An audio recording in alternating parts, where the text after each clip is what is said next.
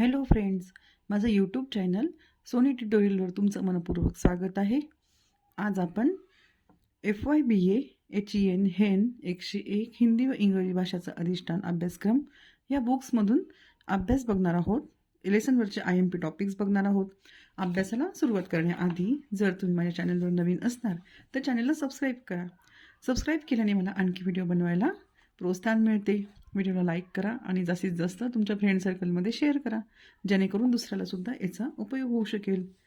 तर चला आता आपण बघूया पार्ट नंबर 1, इकाई ई हिंदी की वाक्य रचना और उसके प्रकार. यहाँ हम प्रस्तावना देखेंगे.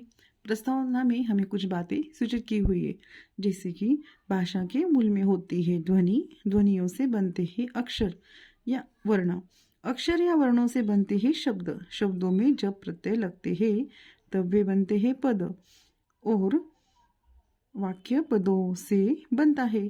पद और शब्द में अंतर है, इसे समझ लेना चाहिए. शब्द ध्वनि की सार्थक इकाई है.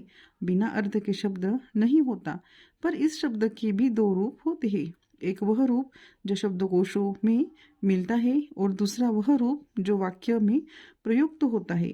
शब्द के इस वाक्य में प्रयोग के रूप को ही पद कहते हैं. पद की व्याख्या बाबूराम सक्सेना ने इस प्रकार की है. पद उस ध्वनि या ध्वनि समूह को कहते हैं जिसका वाक्य में भाषा की परंपरा के अनुसार संबंधत्व का, अर्थत्व का अथवा दोनों के अर्थ बोध कराने के लिए प्रयोग होता है. इस इकाई में हम हिंदी वाक्य रचना और उसके प्रकार देखेंगे. यहाँ हम वाक्य के गुण देखेंगे. वाक्य सिर्फ कर्ता, कर्म और क्रियापद होने से वह परिपूर्ण नहीं होता. उसमें भी और कुछ गुणों की आवश्यकता होती है. प्राचीन संस्कृत पंडितों के अनुसार वाक्य में निम्नलिखित गुण होने आवश्यक है, यानी कि जो नीचे दिए हुए गुण हैं उनकी आवश्यकता रहती है वाक्य पूर्ण करने के लिए. उसमें हम सिर्फ बोलते हैं कि कर्ता, कर्म और क्रियापद चाहिए, तो वैसा नहीं है. 1 नंबर है सार्थकता, 2 नंबर है योग्यता, आकांक्षा, सनिधि, पदान्वय, पदक्रम. संक्षेप में हम इन गुणों का अर्थ भी देखेंगे. सार्थकता, वाक्य पूर्ण अर्थ का प्रकट करने वाला हो. हम वाक्य के द्वारा किसी भाव या विचार को व्यक्त करते हैं. आवश्यक है कि वह भाव या विचार वाक्य के द्वारा पूरी तौर पर अभिव्यक्त हो. योग्यता 2, योग्यता शब्दों की पदों की आपस में संगति, यानी योग्यता इन पदों में प्रसंग के अनुसार भाव का बोध कराने की योग्यता होनी चाहिए. योग्यता यानी कि वो जो शब्द रहती है, उनकी जो पंक्तियां रहती है, उसमें सब कुछ ऐसा बराबर मात्रा में रहना चाहिए. सब कुछ जैसा चाहिए वैसा चाहिए योग्यता में, ऐसा बोल रहे हो. आकांक्षा के कारण आशय स्पष्ट होता है.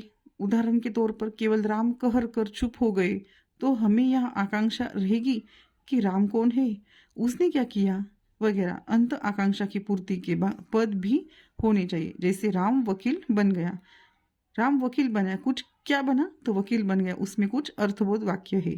जैसे सनिधि का अर्थ है आसक्ति, यानी समीपता. आसक्ति संदर्भ प्रस्तुत करती है.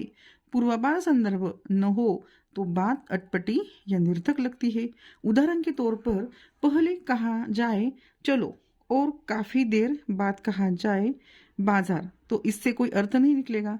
इसलिए वाक्य के पदों को एक दूसरे से सटकर होना और उनका लगातार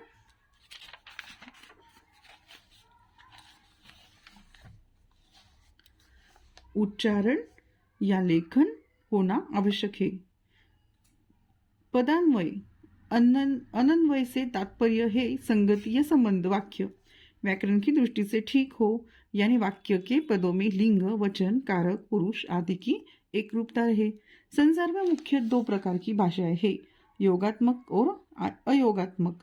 भारोपीय परिवार की भाषाएं योगात्मक है, जिनमें संज्ञा, विशेषण, क्रिया, उनके लिंग, वचन और विभक्त में अनन्वय या संबंध अनिवार्य रूप में होना चाहिए. पदक्रम, किसी वाक्य के सार्थक शब्दों को यथास्थान रखने की क्रिया को क्रम या पदक्रम कहते हैं. प्रत्येक भाषा की अपनी एक विशेषता होती है. जैसे अंग्रेजी में क्रिया के बाद कर्म आता है, तो हिंदी में कर्म के बाद क्रिया उदाहरण के तौर पर मोहन आम खाता है, अंग्रेजी में यह वाक्य इस तरह होगा, मोहन इट्स अ मैंगो। अगला है रचना की दृष्टि से वाक्य के प्रकार। अतः रचना की दृष्टि से वाक्यों के 3 प्रकार है, साधारण या सरल वाक्य, मिश्र वाक्य और संयुक्त वाक्य। साधारण या सरल वाक्य में एक ही क्रिया होती है, उसमें एक ही उद्देश्य और विधेय रहता है। उदाहरण के तौर पर पानी बरसता है, बादल गरजते हैं। मिश्र वाक्य में एक सरल वाक्य के साथ उसके अधीन को ही दूसरा अंग वाक्य होता है। उदाहरण के तौर पर वह कौन सा भारतीय है जिसने गांधी जी का नाम न सुना हो। इसमें मुख्य वाक्य है वह कौन सा भारतीय है और शेष अंग वाक्य है। मिश्रित वाक्य के अनेक उपभेद हैं। संयुक्त वाक्यों में 2 से अधिक प्रधान अंग वाक्य होते हैं। उदाहरण के तौर पर भगवान श्री कृष्ण सज्जनों की रक्षा और दुर्जनों का विनाश करने के लिए इस धरती पर बार बार अवतार लेते हैं। यह गीता का वचन है। अगला है भाव या अर्थ की दृष्टि से वाक्य के प्रकार। भाव या अर्थ की दृष्टि से वाक्यों के 8 प्रकार होते हैं। एक है विधानार्थक, जिस रचना से किसी सामान्य कथन का बोध हो, जैसे मैं खाना खा चुका। दूसरा है निषेधार्थक, जिससे किसी बात का निषेध प्रकट हो, जैसे हमने खाना नहीं खाया। आज्ञार्थक, जिससे किसी आज्ञा का या आदेश का बोध होता हो, जैसे यह काम आज ही होना चाहिए। प्रश्नार्थक, जिससे किसी प्रकार की प्रश्न किए जाने का बोध होता है, जैसे आप अभी कहाँ से आ रहे हैं। अगला है विस्मय बोधक, जिससे विस्मय, आश्चर्य आदि का बोध होता है, जैसे अरे तुम गए कहाँ थे। अगला है इच्छार्थक, जिससे इच्छा का बोध हो, जैसे तुम्हें लंबी उम्र मिले। अगला है संध्यार्थक, जिससे संध्या का बोध होता हो, जैसे वह घर शायद ही पहुंच पाएगा।